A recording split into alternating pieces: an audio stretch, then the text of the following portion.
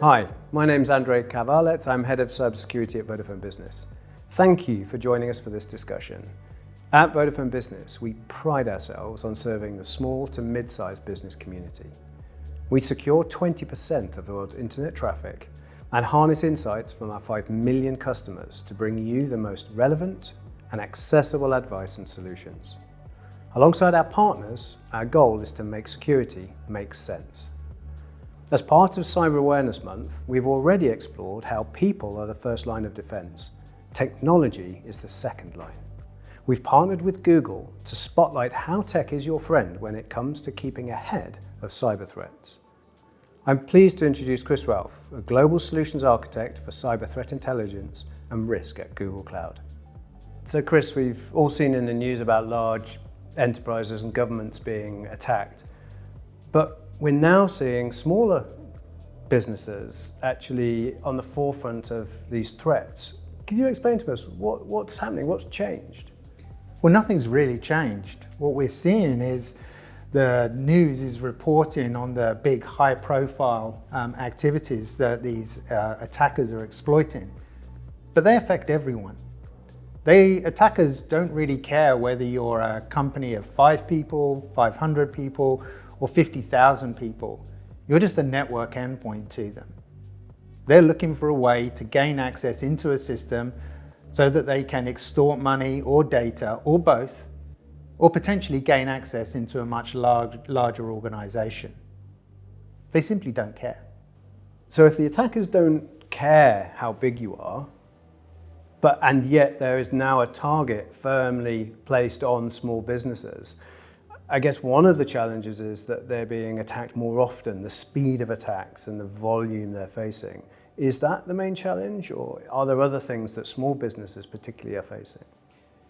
It's a real challenge for the small, medium and enterprise organizations because the speed at which people are being attacked, the scope and the depth of the attack and the technologies used is staggering in the changes that we've seen literally in 2025 alone. And so the difficulty for the small, medium enterprise organizations is how do they respond at the same speed? How do they defend their organizations? And do they even understand, when we're starting to see what we call toxic combinations within their organizations, somebody logging in from London and in from Japan within 2 minutes. AI is one way that organizations are starting to defend against those, but that AI is also being used to generate these attacks. So what you're saying is it's almost impossible for a small organization to keep up with these threats and to pick these patterns and this behavior out of a sea of noise they're essentially seeing. Yeah, using traditional methods, absolutely. What we've seen over the years is organizations have put in traditional perimeter-based security systems like firewalls. We've seen them use host-based protection mechanisms, put an antivirus onto a computer. But the problem is that if they don't monitor them, they don't understand what's going on with it. And if they can't do that for the 5 people in the organization or for the 5,000 people in the organization, they're not really going to be doing anything for the organization at the end of the day.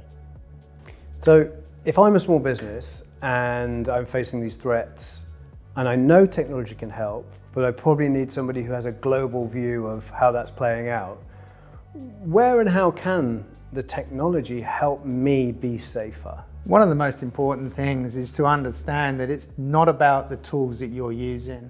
It doesn't matter if you're on a laptop, it doesn't matter if you're on a tablet or if you're on a mobile phone. It's the way in which you interact with the internet that is the problem. And so using a system like a web browser that has the ability to notify you when there is a risk to the site that you want to go to and give you the opportunity to decide. That's the most important takeaway that we can have. In our own Gmail service, 2.4 billion users worldwide. Everything goes through our own protection mechanism, and it's a browser-based system. So anybody who uses that browser automatically has that capability built in. We call it safe browsing. so that if they open up an email, it's already been analyzed for intent. Is there a potential here for phishing or spam? And you'll get warning messages come up. We have the same thing from other vendors. More importantly though, when you click on a link that you think is saying, hey, I need to go and renew my car insurance, that you're actually going to a safe site. I think that's so critical, right? In a nicer sense, it doesn't matter which piece of technology you use, because we have a view of those global threats. We understand, as you said, when you're logging onto a website, right, we'll be able to protect you before you get there and say, no, this isn't a trustworthy website, I'd like you to stop. And the technology can get there before you to let you use whichever device you want. Yeah, everyone interacts with the internet using web browsers. Sometimes you might not know it when you're on your mobile phone or you're on your tablet, but that's how everyone talks to the internet primarily. And so being able to do that safely in a way that will notify you when there is a risk is the key usage that anyone can have when it comes to being safe online.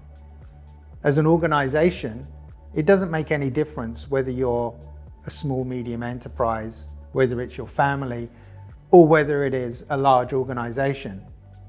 Having that ability from a global view to know that you're being protected, regardless of the orientation of your business, gives you that ability to work safely without having to be concerned about what a threat is or what a risk is to your organization, and making sure that you can work in a safe manner. So in a nutshell, technology is not just a problem, but it can actually help. Lots of small businesses will have heard a lot about AI, and it's sort of changing the world in ways we can predict and ways I guess we can't. Is it a force for good or a force for evil? Yeah, I mean, it's really surprising how even in a really small organization, anything that we do on the internet generates a huge amount of what we call signals. Individual events, I've logged on, I've logged off, the country I logged in at, the operating system or the laptop or the browser that I was using. There is so much information, and it's very hard to identify how they all correlate together. AI is perfect for that. It's great at looking at those and realizing they all belong together and making a decision for us. And when you start to scale that out as an organization, especially the SME organizations, and we see this explosive growth where they start with a small seed idea, a small group of individuals, and all of a sudden they grow exponentially. Having AI behind the scenes means that we don't have to think about how do we scale up our security operations. It just simply says, hey, I've got more data points to work with. I can actually make an even better informed decision than I ever could before. And so AI is a force for good. And AI is being trained constantly to look for the bad AIs in the world and help people understand this wasn't a video from Chris. It just really looks and sounds like Chris. And it's really good at identifying that type of activity. So AI is a force for good. Thank you, Chris. I'm assuming it's still really you. So I guess the main thing we take away is actually when we use AI to protect organizations, right, complexity, huge volumes of signals isn't a bad thing anymore because it helps us protect you better. Yeah, absolutely. I mean, in the past, it was always worrying about the cost of gathering all these signals. Now, as we start to see, much more cost-effective solutions for the storage and collection of data, we can now start to say, well, hold on, I can now send more data into the system, more signals into the system, and start to understand much more about the profile of these, what we call actors, these groups or individuals with harmful intent to an organization. And we can start to proactively think about, okay, well, we've seen this somewhere else. How can we apply that to our organization before it makes a change? We see some of that with the browser-based protection mechanisms already, but behind the scenes, when we start to think about security operations that are driven by AI, then it just happens. It doesn't matter what the size and the scale of the data is.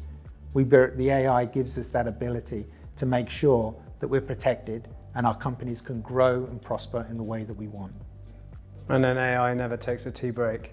Sadly, it doesn't, no, but it's elevating all of us. You know, a lot of people are concerned about AI.